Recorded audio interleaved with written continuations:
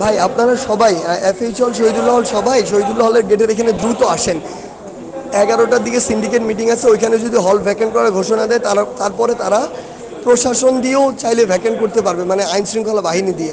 So ওই ঘোষণাটা আসতেই দেওয়া যাবে না। এই জন্য আমরা এই 11টার মধ্যেই সিনেট ভবন ঘেরাওয়ের ঘোষণা দিচ্ছি।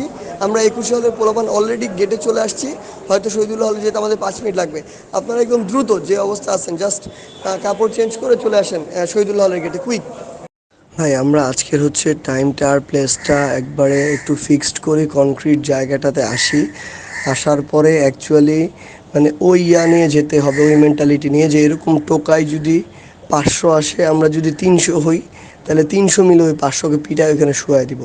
গতকালকে যা রাগ যা ক্ষোভ ওইখানে ছাড়তে হবে। আমি একদম ক্লিয়ারলি বলি ভাই, মাথায় একটা জিনিস খালি রাখতে হবে যে আমার বোনগুলারে কিভাবে ওরা মানে হেনস্থা করছে, কিভাবে রক্ত ঝরাইছে, ভাইগুলারে কিভাবে আহত করছে, এগুলা মাথায় রেখে সবগুলা একসাথে থাকতে হবে, একদম ওই মেন্টালিটি রেখে।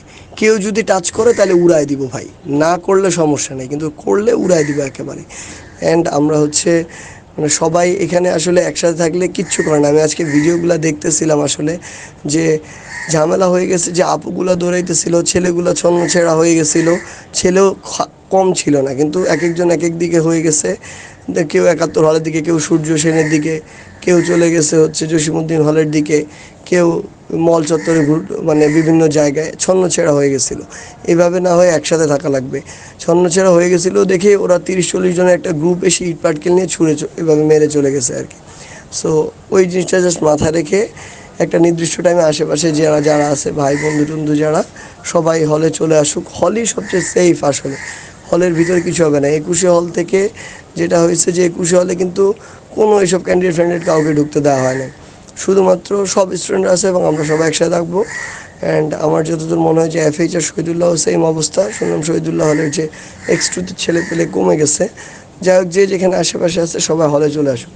একসাথে নামলে কেউ কিচ্ছু করতে পারবে না, টাচও করতে পারবে না। 3 হল একসাথে রেডি হন। প্রোগ্রাম এই জন্য এই 3 হলকে প্রায়োরিটি দিয়ে শহীদ মিনারে রাখা হয়েছে।